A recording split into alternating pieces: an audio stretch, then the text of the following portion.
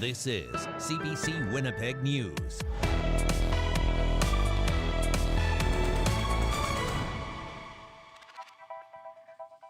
Good evening. Thanks for joining us. His job is to strengthen Manitoba's ties with U.S. lawmakers, industry leaders, and trade officials. But at what cost? The province's U.S. trade rep's consulting fee is raising eyebrows. A nearly $500,000 contract the province failed to disclose. CBC's Bartlett Kivas reports. Richard Madden is a former CTV and CBC reporter. In June, Wab-Kinu's NDP government hired Madden to serve as Manitoba's trade representative to the United States. This at a time when relations between Canada and its longtime ally have become strained. I've covered Washington for over almost a decade, so I know the players. I know, I've got a fairly decent Rolodex, and my role is to just be a facilitator, help get those meetings that could potentially lead to something more lucrative down the road. In October, Kinu's office disclosed what the former reporter is making to represent Manitoba's interests south of the border. A spokesperson for Kinu said Madden's earning $387,000 a year. But a contract obtained by CBC News through Freedom of Information legislation suggests Madden is making more than that. According to the contract, Madden's annual consulting fee works out to almost $482,000 a year in Canadian funds. His total annual compensation package approaches $533,000 when you include hospitality, diplomacy, and operating expenses. In a statement, Kinu's office called the lower compensation it disclosed in the fall a base salary for Richard Madden. Madden's contract, however, describes his consulting fee as all-inclusive. No one from Kinu's office would go on camera to discuss Madden's compensation. The leader of the opposition called the spending sad and concerning. Manitobans struggling to put food on the table, they're struggling with the economy, affordability, and this NDP government is paying someone almost $500,000 a year, and he's brought in $0 to this province. The NDP government has repeatedly stated it chose to hire a Canadian to serve as its U.S. trade envoy instead of contracting American lobbying firms. Madden himself declined to comment for this story. Bartlett Kivas, CBC News, Winnipeg.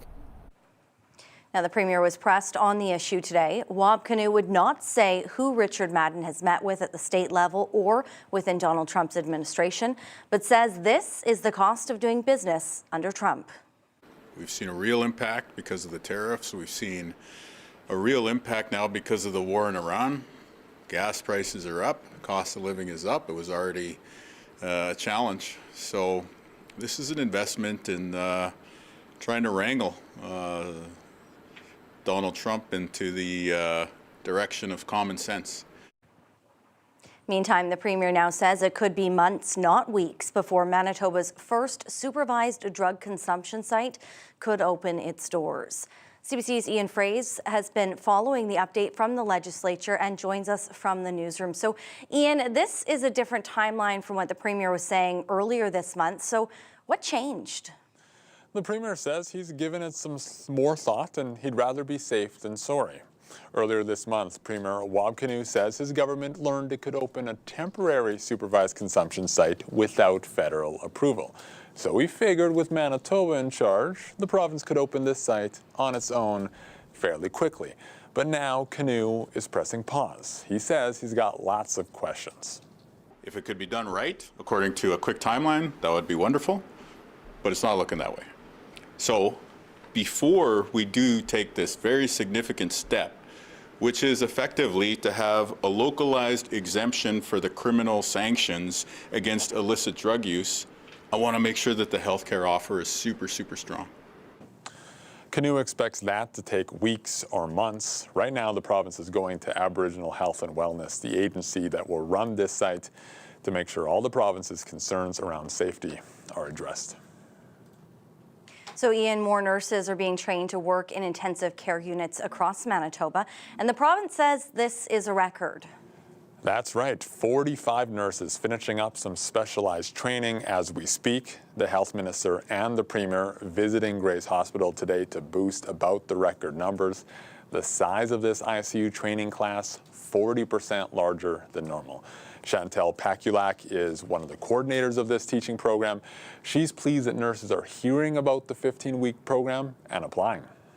Honestly, we're really trying to promote the course. We're trying to encourage staff who may not feel ready to come and talk to us about it, encouraging staff to do shadow shifts to see if a career in ICU nursing is something that they would enjoy. The health minister says these new hires will have a ripple effect, bringing help to the nurses already on the front lines. Brittany. All right, thank you. That's CBC's Ian Fraze.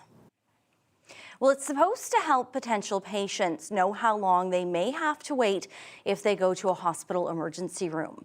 But that model was giving the wrong data. The wait times are posted online and updated throughout the day.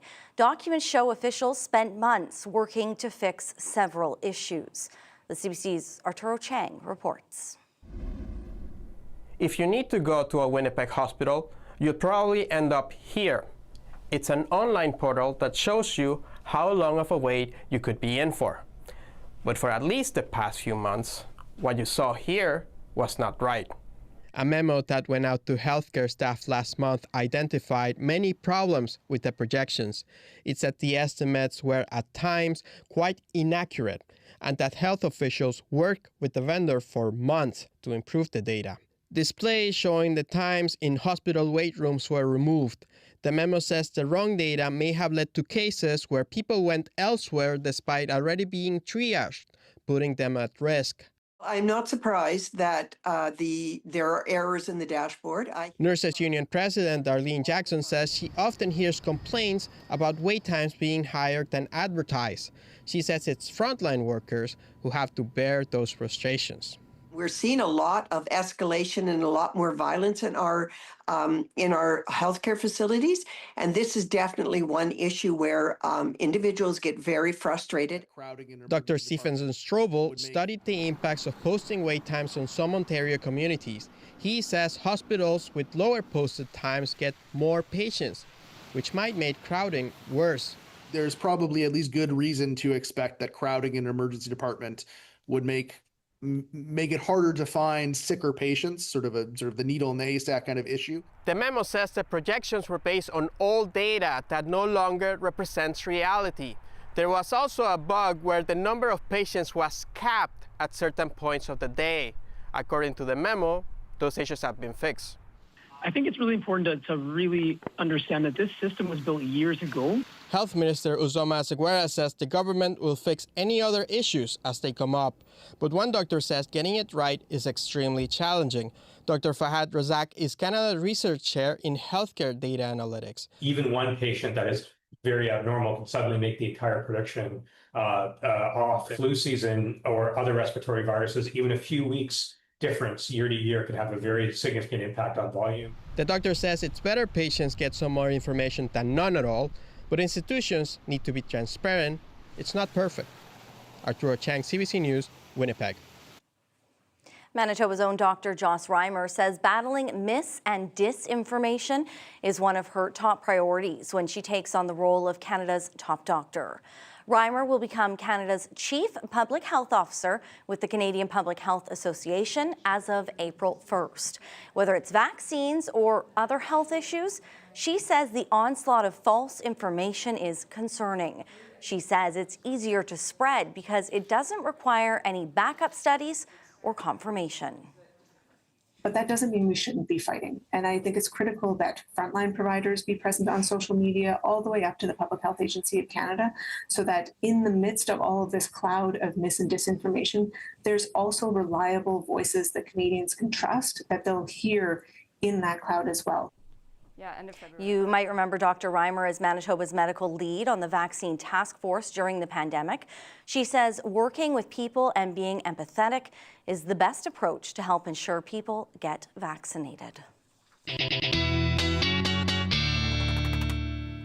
All right, weather specialist Riley Lachak in now. And Riley, I'm doing my part to try to woo spring, but looking at the temperatures today, not really helping. No, not quite. All thanks to a big upper ridge in the jet stream, Brittany. And what that has done is actually really helped clear things out. So if you're a fan of the sunshine, well, boy, oh boy, today was your day to be outside, even though the temperatures may not have quite cooperated in what we typically would expect in March. Now, we are looking at this pattern shifting a bit here, some cloud cover starting to push into Saskatchewan, and this is all associated with our next weather maker that'll push into the province as we get through the day on Tuesday. This being a quick clipper, brings a little bit of snow, really pretty much province-wide as we get through the day tomorrow. I'll have more to say on that a little bit later on, but just looking at some of the temperatures through the afternoon, -11 in Winnipeg, -11s, -12s across much of the south, really even into northern Manitoba. And to put this into context, -11 should be our normal overnight low for this time of the year, that normal high now at the freezing mark. So yeah, we're a little off the mark. Things do start to change as we get through the day on Tuesday. So another cold night tonight, partly cloudy skies. You'll start to see the winds starting to pick up as we get into the morning, Brittany. And we're looking at snow and blowing snow through the afternoon for the Red River Valley. We'll time it all out when I come back. Thanks, Riley. You're welcome. The green light from the province to help control one animal population and the backlash it's bringing. We'll have more on that ahead.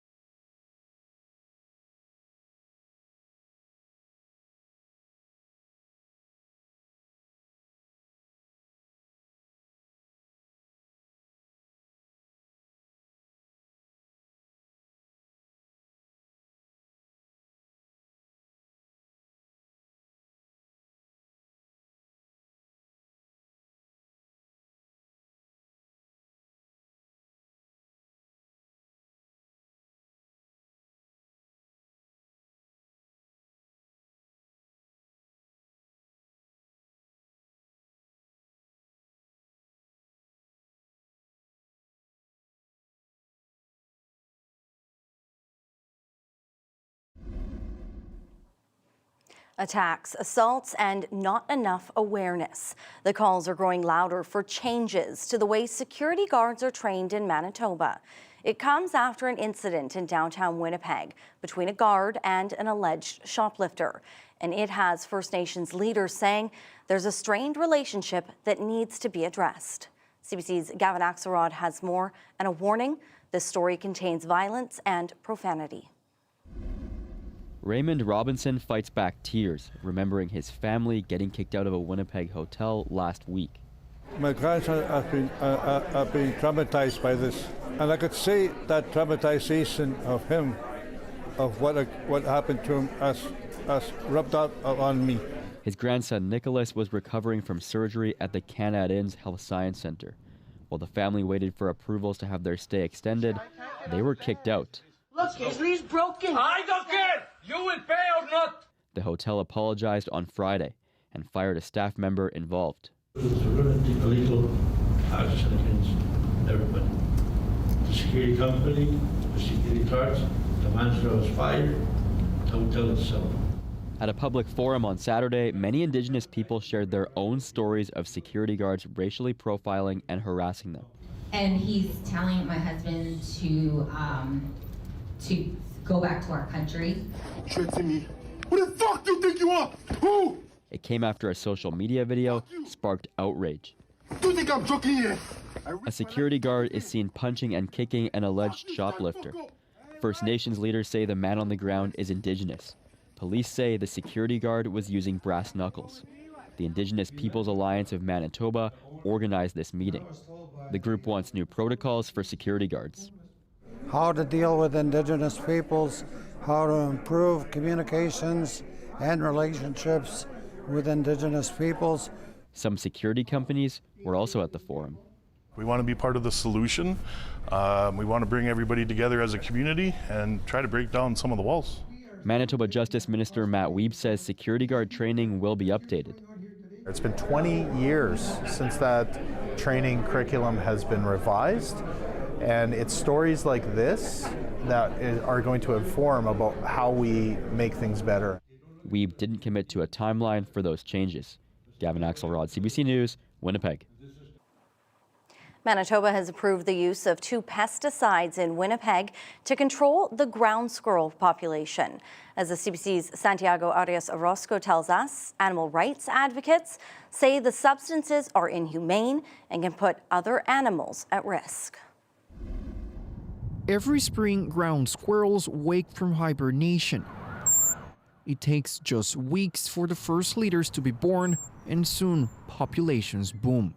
The city says these rodents can dig holes that might create a safety hazard. To control their population, Winnipeg asked the province for permission to use a deadly bait and an asphyxiant foam. Approval was granted to use both pesticides at 9 athletic fields this year. Biologist James Hurd is disappointed. It's just an agonizing and prolonged death that takes days. And of course, that leads to the second concern as well, that it ends up causing collateral damage to non-target species. One of the pesticides kills ground squirrels by preventing their blood from clotting. But Hurd says other animals are susceptible if they eat the bait or the rodents. Predators, birds, and even pets can suffer internal hemorrhaging or die if they ingest the substance over days.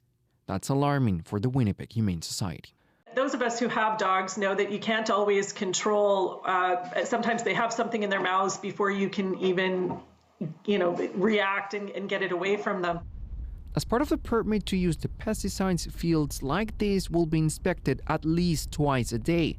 Bait must be buried or removed and carcasses cleared immediately. Hare is relieved to see the permit also limits the use of baits before the birth of new ground squirrels. They clearly did not like the idea of, dependent young being orphaned in nest burrows, dying slow death of starvation and dehydration, waiting for a mom who would never return. But he said that could still happen with the suffocating foam. The other pesticide might kill older squirrels, but may not reach all areas of a burrow. It's not really going to be that effective, but it will cause animals to suffer. The city says some of the fields that will be getting the treatment have had to close early due to rodent damage in recent years. The plan is to start applying the pesticides early in the spring. Santiago Arias Orozco, CBC News, Winnipeg. There's a new program for people looking for more accessibility in rural and northern Manitoba. The Manitoba League of Persons with Disabilities is making portable wheelchair ramps available free for small or northern communities. The goal is to make it easier for people to get around all across Manitoba. The organization says people with mobility challenges in small towns often don't get the help they need. We initially had the project focused in Winnipeg, but then, I thought, we're not called the Winnipeg League of Persons with Disabilities. We're called the Manitoba League of Persons with Disabilities. So, you know what? Why not see what's available, who's interested in rural Manitoba? Anyone who is interested can apply for a ramp on the League's website.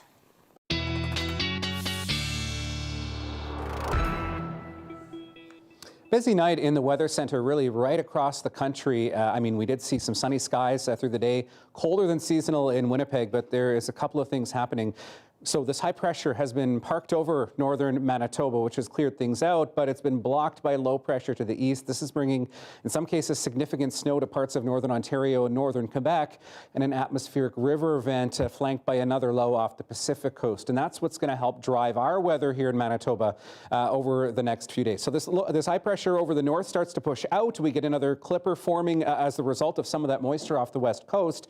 So as we get into the day on Tuesday, we'll start to see the impacts from that developing low as it pushes across parts of Saskatchewan and Alberta. So as this nudges its way further eastward, you can see this warm front first thing in the morning looking at a bit of a snowy commute really right up the western side of the province, right from Melita and Verdon all the way up to Lynn Lake and the territorial border. So expect that first thing in the morning.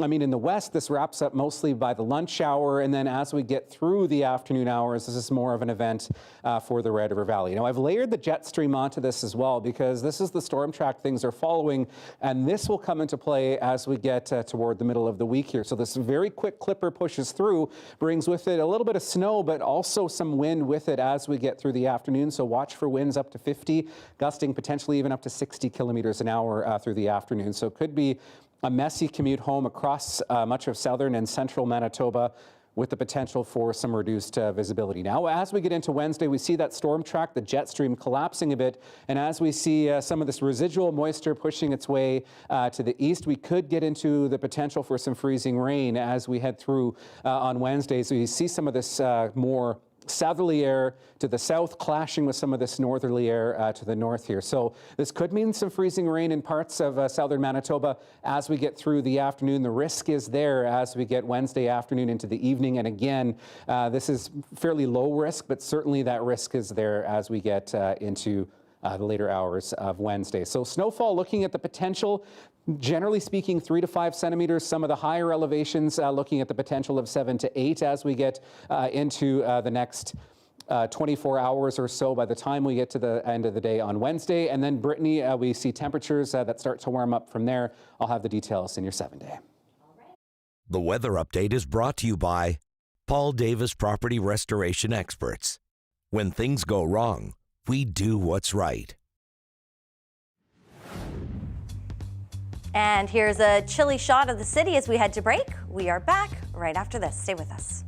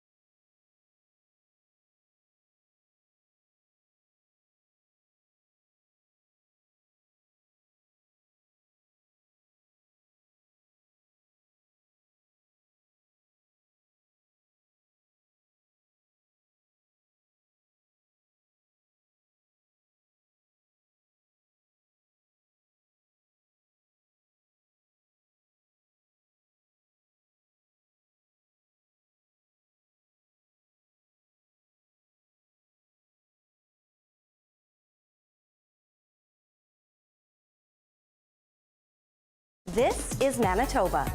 And this is Manitoba on your smart TV, because CBC News is now streaming local. Local news and weather on your connected TV or favorite device. CBC News Manitoba, streaming now.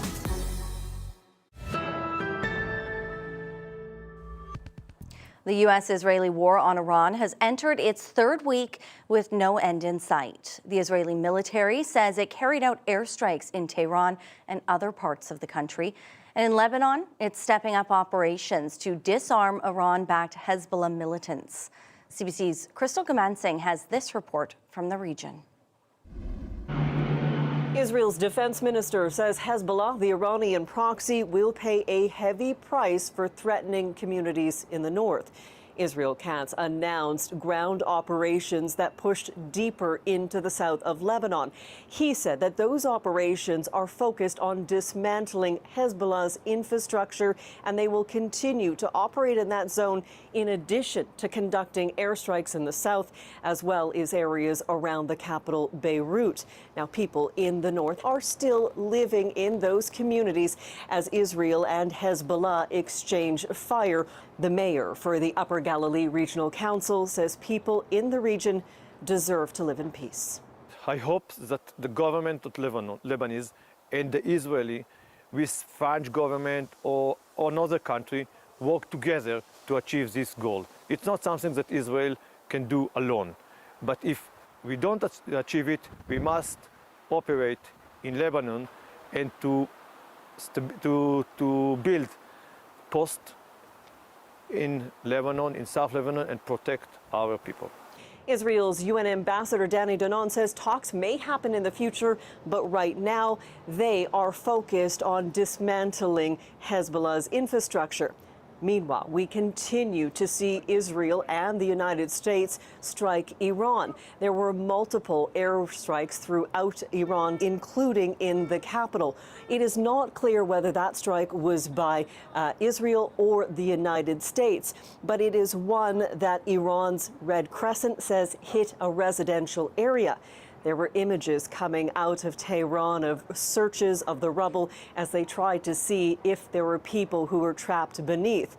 Israel says it will continue to attack regime-related targets for as long as necessary, adding they have thousands of possible targets. Crystal Gamansing, CBC News, Jerusalem. The Strait of Hormuz remains blocked because of the war in the Middle East. Donald Trump is calling on other nations to help open the critical oil shipping route. But so far, the U.S. president hasn't made a lot of headway. Katie Nicholson explains. The U.S. president says help is on the way to bolster American efforts to secure the Strait of Hormuz, but he declined to say which countries were pitching in. Donald Trump was also critical of allies who have been cautious or outright resistant to getting pulled into a wider conflict in the Middle East. Some are very enthusiastic about it, and some aren't. Some are countries that we've helped for many, many years. We've protected them from horrible outside sources, and they weren't that enthusiastic. And the level of enthusiasm matters to me. We have some countries where we have 45,000 soldiers, great soldiers, protecting them from harm's way. And we have done a great job. And when we want to know, do you have any minesweepers? Well, would rather not get involved, sir.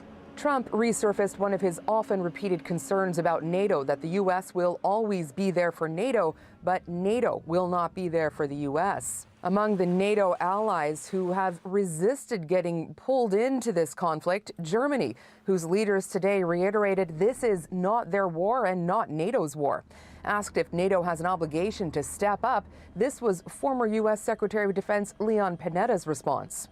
Well, it's the United States' responsibility, very frankly, to be able to build alliances that will work with you if you intend to go to war.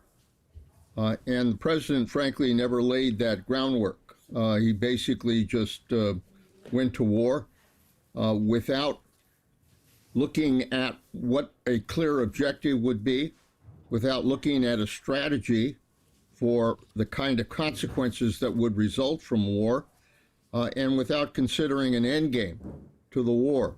So in many ways, he's kind of stuck between a rock and a hard place right now. Among the other sticking points, European nations have repeatedly expressed they don't know enough about what it is exactly the U.S. and Israel are trying to achieve in this conflict. Katie Nicholson, CBC News, Washington. As the Middle East conflict sends the cost of shipping skyrocketing, some businesses in China are suffering. Household goods are piling up in warehouses as supply chains come under pressure. But some in the business community believe there will be opportunities for growth once hostilities end and rebuilding starts. Chris Brown reports.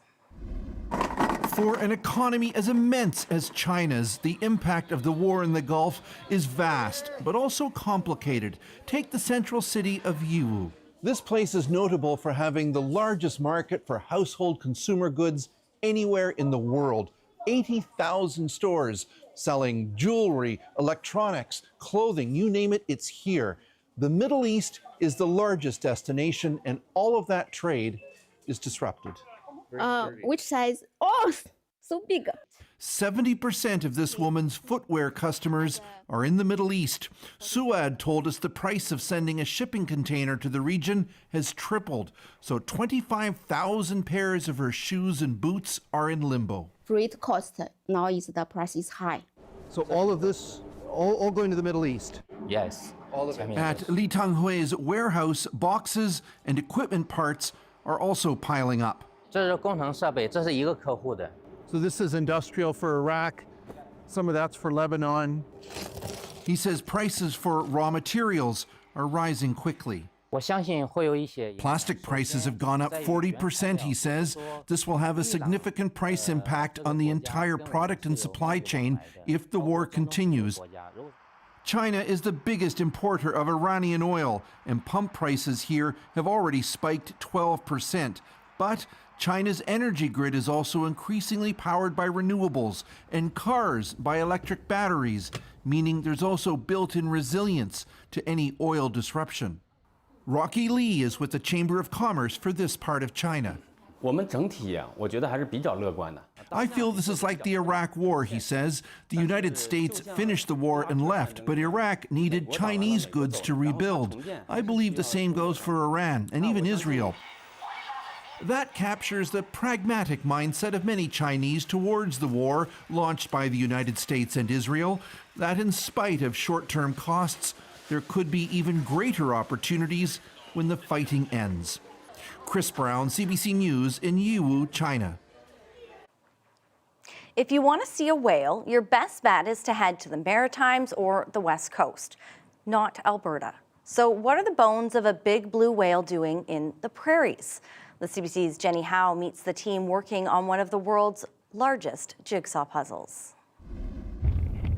We are here at Dinosaur Valley Studios in East Cooley in the middle of prairie, Badland, Alberta. We are going to meet Frank Hadfield, and he's got himself a blue whale skeleton in there in the middle of the prairies, an entire blue whale. So this is it. This is where we build whales. That is huge. In my mind, I had there's no frame of reference for how big this animal is. This is enormous. It's taking up your entire bay, and there's more to it than that. This is the tail section of a blue whale. So the story that we learned from Oregon State University and people that recovered it was they supposed that it was struck by a ship. So they sent a team down there to flinch the soft tissue off of the animal, recover the bones, and they brought them back to Newport, put them in these big fishing nets, and then soaked it in Yakina Bay. And they soaked it there for 3 or 4 years. And we found out about their project and contacted them not long after they put the bones in the bay and said, hey, when you're ready to put it together, give us a call, maybe we can help. And they did, and we were off to the races. I can tell you that the length of the skeleton of this one is exactly 73 feet 3 inches. So we just finished getting the whole length of it articulated together, so we have an official number. Yeah, if we were to put it all together, we would have to open the doors of our shop and have the tail stick out. That's how long it is. We know exactly what all the bones weigh. We weighed each individual element, but it's around 5,500 pounds for all of the bones that are here, right? And then the steel as well, we've calculated that. So we're gonna be around 10,000 pounds when we set this up. But that's just a fraction of what the actual animal weighed when it was alive, right? Like it could have weighed anywhere between 80 to 110 tons. Now this skull, this top part, it's all gray. Yes. What's going on there? So this is the only part of the animal that we had to replicate. That has all been made by us. We carved it on our CNC machine. Okay. So we made a computer model and then carved it to life size like that, like a stack of CT scan sort of similarity where we stack it all together, glued them all together, coated it in a very tough polyurea like truck bed liner. Okay. Sprayed it with that so it's tough. And the gray color is the primer. We're going to paint it to match the color of the other bones. It's thousands of hours of work. 3 years we've been working on this. Once we have all of that designed, then we start the process of welding it all together as we're fitting the bones in place. There's a whole lot of different things that make it worthwhile, and just the sheer coolness of it. And after that blue whale skeleton is fully reconstructed, it will be sent back to Oregon State University. That will happen in May. And the winner is, we'll break down who took home the coveted golden statue and who missed out. Your Oscars recap coming up next.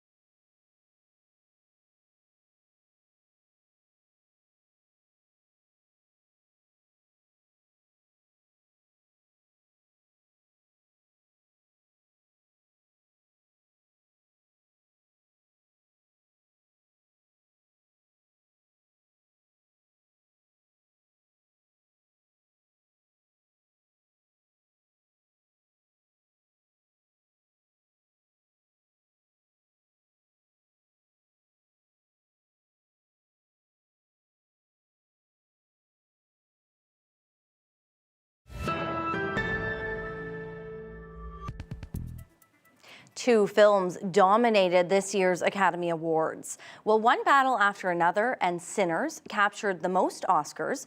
There were also multiple Canadian winners. CBC's Eli Glasner is in Los Angeles and has the highlights from Sunday night. As they are literally tearing up the red carpet behind me, that is a wrap on the 98th Annual Academy Awards, where one battle after another battled its way to 6 Oscars, including some of the biggest Best Picture and Best Director for Paul Thomas Anderson. Right behind it was Sinners with 4 Academy Awards and some very powerful and historic moments, including when the cinematographer became the first woman to win that award. It was also an amazing moment for Michael B. Jordan, beating out Ethan Hawke, Timothée Chalamet, and Leonardo DiCaprio to take home the award for Best Actor for his role playing twins in the movie Sinners, soaking it up on stage. Yeah, mama, what's up? Y'all know how I feel about my mother and my father's here. Your pops, where you at?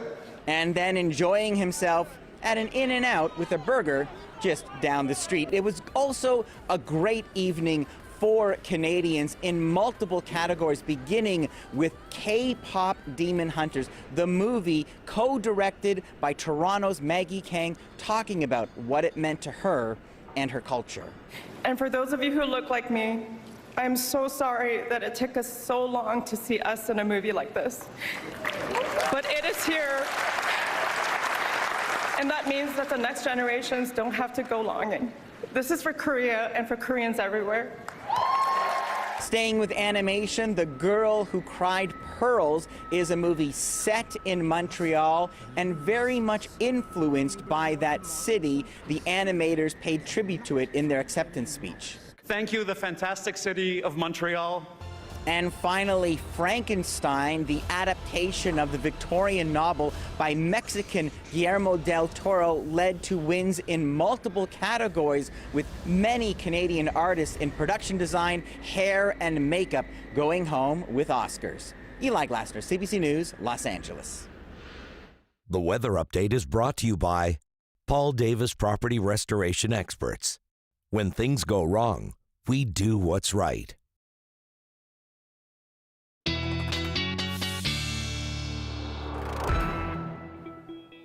All right, Riley back in now. Riley, I'm sure there were a lot of people Yeah. that were catching up on watching some of those Oscar Yes. movies this weekend because it wasn't so great outside, a little chilly. And do we still have time to stay in hibernation mode if they need to catch up? The sun was nice this weekend. The sun was nice today. Yeah, a little bit chilly. But if you are hoping for some warmer temperatures, those are on the way. It does come with a bit of instability with it, though. Let's start with your dog walking forecast for Tuesday. And if you're in Winnipeg, you might want to plan for the morning dog walk tomorrow. If you are in the west, for example, well, you might want to wait till later in the day. Regardless, though, we're looking at winds picking up as we get through the day on Tuesday. How about Pal? I'm not sure if he's hoping to do some knitting or if he's hoping to play fetch with that ball of yarn. Thank you, Shane, for sending this picture. And you can send yours to talkback@cbc.ca as always. So we'll get cloud cover building in as we get through the night tonight. Into the day tomorrow, the winds will pick up as we get through the day. So more like southeast 30 gusting to 50 in the city by the time we get to the afternoon. Outside the city, some gusts up to 60 are possible through the later part of the day. So that again means on open highways, particularly that Trans-Canada corridor, the Yellowhead, Highway 6, for example, some of those more open stretches could get into some reduced visibility as we get through the afternoon into the evening tomorrow. So the afternoon temperature around -11 in Winnipeg. We'll actually likely see that climbing closer to -10 or -9 by the time the evening rolls around as we get through the day on Tuesday. I showed you the big picture earlier. I wanted to zoom in a bit on some of the more interesting parts of the weather map across the country through the evening tonight. So we've got this very potent Colorado low that's been working its way through the Great Lakes. That's causing some snow and some fairly intense snow at times around Sudbury and Timmins, for example, and some freezing precipitation through the Greater Toronto area. On the other side of the country, it's this atmospheric river, these waves of precipitation pushing onto Vancouver Island and parts of the south shore of BC. Some locations in BC looking at the potential of up to 250 millimeters of rain over the next couple of days. So some very intense rainfall coming to the western part of the country. We are looking at some snow moving in to our province as we get through the overnight hours. Pre-dawn through Swan River, Roblin, down through Virden and Melita. Temperatures overnight around -20 in the west, dipping closer to -22 to -24 through eastern parts of the province. Winds stay light tonight, but we'll see that picking up as we get through into the day on Tuesday. In northern Manitoba, again, that snow moves into northwestern Manitoba pre-dawn, -24 in Thompson overnight, and we're looking at that snow pushing across northern Manitoba. Again, this is a clipper, so it's a quick mover. Already in northwestern Manitoba, out of the way by the time we get into the lunch hour, -9 in Norway House by the afternoon. And we're looking at that pushing across the south as we get through the day, likely starting around the lunch hour or so in the Red River Valley and parts of the Inner Lake Brittany. And we're looking at that snow continuing before it tapers off into the early evening hours. All right, thanks, Riley. You're welcome. Well, not everyone has the same views, but can they find common ground on polarizing issues? Well, that was the idea behind a weekend meetup, where people from societal divides come together to find a mutual understanding.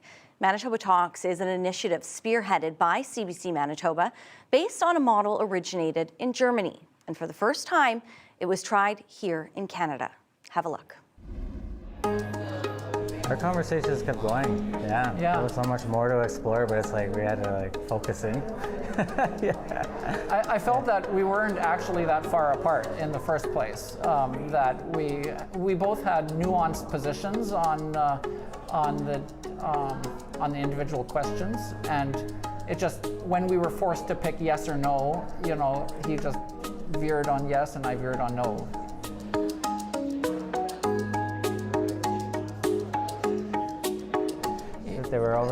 They can overstep their boundaries, and then it led to that it can create a safety issue where the parent doesn't feel like they can trust the teacher.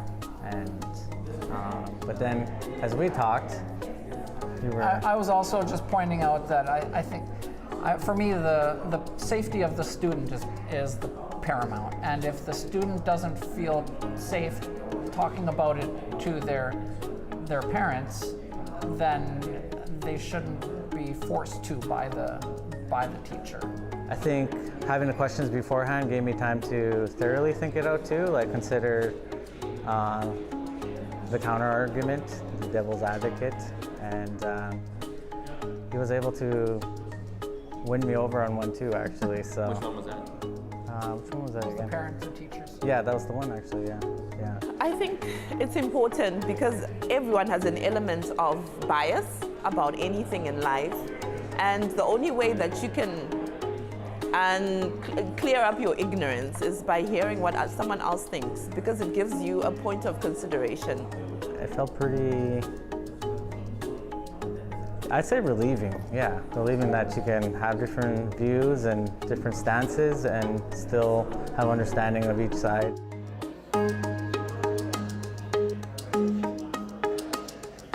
That's probably the question that we kind of spoke about a bit more, because from where I come from, there's like no social support from the government. So I was just explaining to him, like, where I come from, everyone literally has to work to make a living. People are always having to carry other people who don't need to be carried, you know. Then that is unfair on the people that carry other people. But then there's also some people who are disadvantaged and do need to be carried. And then Mike was talking about carried the most? Billionaires. That's true. They pay less taxes than we do. But it's because they know how to work the system, Mike. So the government shouldn't, you know. I think, you know, everyone should do what they need to do. But then he was now explaining that he's worked in juvenile jails and what he's seen. Then I was like, okay, so, you know, not everyone is trying to take advantage of social benefits. There's some people that really do need them. But then there's also some people who,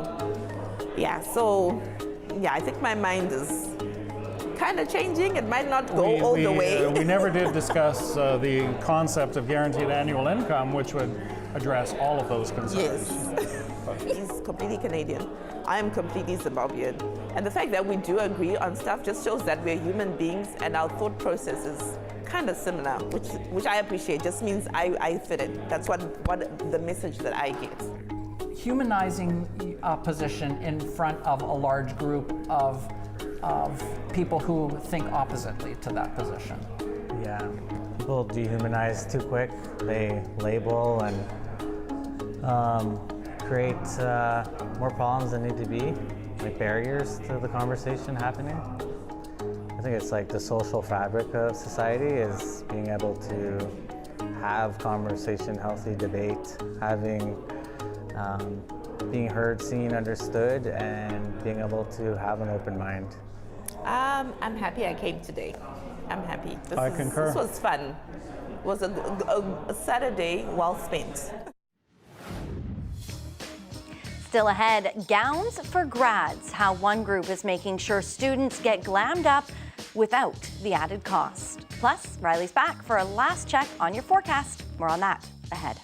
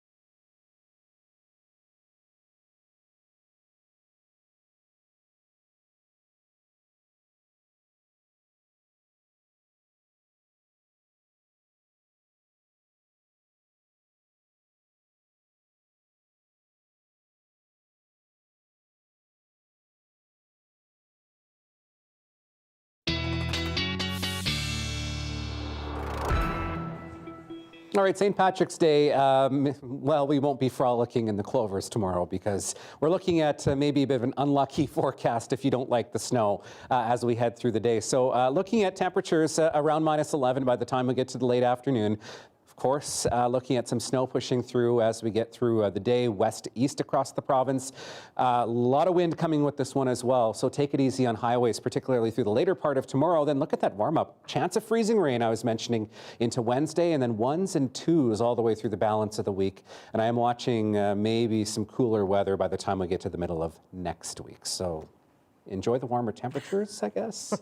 Well, prom and grad season is right around the corner. For some, finding that perfect dress or suit for the occasion might be financially out of reach. An event was recently held in St. Anne, just southeast of Winnipeg, to distribute second-hand dresses and suits to students in need. That's tonight's Daily Lift.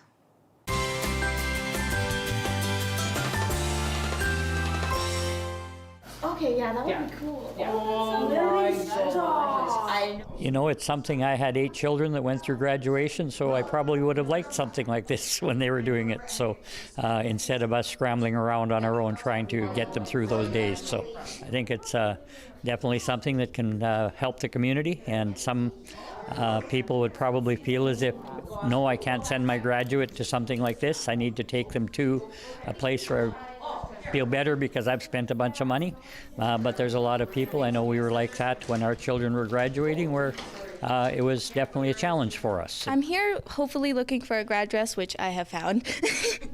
And I was just really excited. I didn't know I was gonna find a dress here actually, but I'm actually really happy I did came because I did find the dress. Because I don't have that much money for a dress right now, but also I like to indulge in the smaller communities and the smaller community parties and donations and stuff. Little pearl here that also like matches it's it. so pretty. I love it. I'm here looking for my grad dress for my graduation, and I think I found it. I think having other people's dresses that were worn before just brings so much more magic, and I feel special wearing something that someone else also had during, a special event. I love this. Yes. I still remember going out with my mom. It was such a special memory, and I love that they're getting to have that memory and saying yes to the dress, the grad dress. Too. Sometimes I wear my tie from grad on there. I love it. You got to point it out next time. Have a wonderful night. We'll see you back here tomorrow. I love that. What color is it?